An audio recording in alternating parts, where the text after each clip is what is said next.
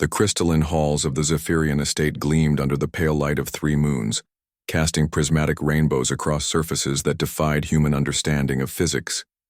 Daniel Chen stood at his post, arms clasped behind his back, his dark eyes scanning the perimeter with the practiced vigilance of a former Earth Special Forces operative. 6 months ago, he'd been fighting in the ruins of Neo-Singapore. Now, he was the personal bodyguard to one of the galaxy's most powerful alien dignitaries. Liana Veltar was unlike any being Daniel had ever encountered. Standing nearly 8 feet tall, her ethereal form seemed to shift between corporeal and energy states depending on her mood. Her species, the Zaphirians, were ancient beyond human comprehension, old when humanity was still learning to make fire. They commanded respect throughout the galaxy, not through military might but through their mastery of dimensional manipulation and their vast accumulated wealth. Tonight, something felt different.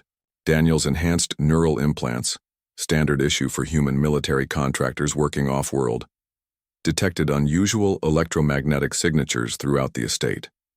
As he made his rounds, he noticed something that made his blood run cold. Priceless artifacts were scattered carelessly throughout the mansion. A Nexus crystal worth more than Earth's annual GDP sat unguarded on a side table. Ancient Prothean data cubes, each containing the technological secrets of extinct civilizations, lay casually beside ornamental plants. His training screamed at him. This was either gross negligence or a trap. Daniel's comm unit crackled with static as he tried to contact the estate's security center. Nothing. The backup channels were dead too. His jaw clenched as he realized the truth.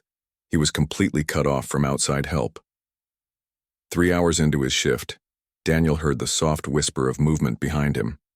He spun, his hand instinctively moving to the plasma sidearm at his hip, only to find Liana standing in the doorway. Her luminescent skin pulsed with colors that had no names in any human language. "Curious, isn't it?" she said, her voice carrying harmonics that resonated in dimensions humans couldn't perceive. All these treasures left so vulnerable. Daniel's augmented reflexes kept his expression neutral, but inside his mind was racing. "Ma'am, I should point out that your security protocols appear to have been compromised. I recommend we secure these items immediately." Liana's form solidified as she stepped closer, towering over the human. "Do you know what these items are? Worth Daniel Chen of Earth?" "More than I could calculate, ma'am." "And yet," she continued, her alien features shifting in what might have been curiosity, "you haven't touched a single one. My sensors detected you walking past the Nexus crystal 17 times tonight. Each time you paused. Each time you moved on." Daniel's enhanced hearing picked up the subtle vibrations of concealed recording devices activating throughout the room. His suspicions crystallized into certainty. This had been a test from the beginning. "With respect, ma'am, they're not mine to take." Liana's form flickered with what Daniel had learned to recognize as amusement. "Not yours to take? Human, do you understand that a single fragment of that crystal could purchase your entire home system? Your species is known throughout the galaxy for your acquisitive nature." The insult hung in the air like a challenge. Daniel had heard it all before. Humans were seen as barbaric newcomers, driven by greed and violence. It was why human contractors were cheap to hire, but rarely trusted with important assignments.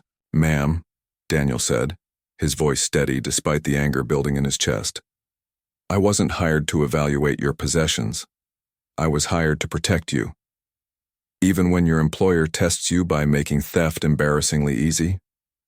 Especially then." For a long moment, silence stretched between them.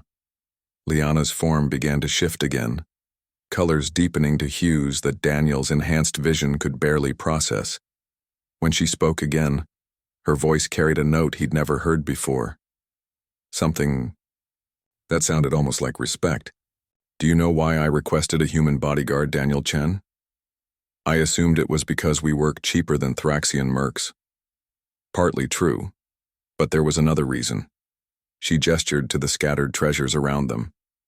"In my 3,000 years of life, I have employed bodyguards from 47 different species.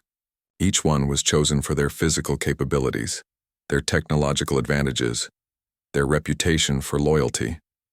She paused, studying Daniel with eyes that seemed to peer into dimensions he couldn't fathom. Every single one, when presented with this same test, chose to steal from me. The Croaxians took what they could carry. The Velthari used their phase-shifting abilities to hide items in dimensional pockets. Even the supposedly honorable Zentorians couldn't resist the temptation when they thought I wasn't watching. Daniel felt a chill run down his spine as the implications hit him. But you, Liana continued, you didn't just resist temptation. You actively worked to protect what wasn't yours to protect.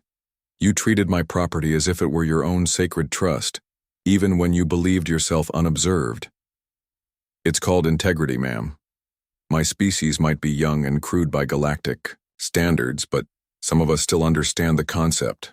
Liana's form solidified completely for the first time since Daniel had known her, revealing features that were almost humanoid, almost beautiful in their alien symmetry. This is why I chose a human, Daniel Chen. Your species possesses something that all our ancient wisdom and advanced technology cannot create: the ability to choose honor over advantage even when no one is watching. She moved to the Nexus crystal, her fingers dancing over its surface in complex patterns. The crystal responded, opening to reveal compartments Daniel hadn't known existed. These were never carelessly left out, she said. They were bait. And, for the first time in 3 millennia, the bait was ignored. Daniel watched as she carefully secured each artifact, his mind reeling from the revelation. Ma'am, if I may ask, what happened to the other bodyguards who failed your test? Liana's colors shifted to what Daniel had learned indicated grim satisfaction. They learned that stealing from a being who can manipulate dimensional space has consequences. Most of them are still trying to find their way back to this reality. As the last artifact disappeared into dimensional storage, Liana turned back to Daniel. Your species may be young, Daniel Chen, but you possess something that gives me hope for the galaxy's future.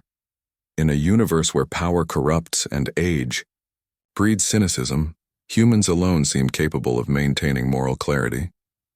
She paused at the doorway, her form beginning to fade back into energy. Tomorrow we leave for the Galactic Council Assembly on Proxima Nexus. There you will not just be my bodyguard, you will be humanity's representative. Show them what your species is truly capable of. As Daniel stood alone in the crystalline hall, he realized that this test had been about far more than personal integrity. It had been about proving that humanity, despite their reputation as barbaric newcomers, possessed the one quality that truly mattered in the vast darkness of space: the ability to do what was right, simply because it was right.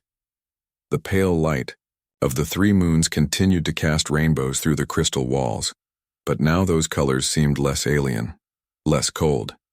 They looked almost like hope.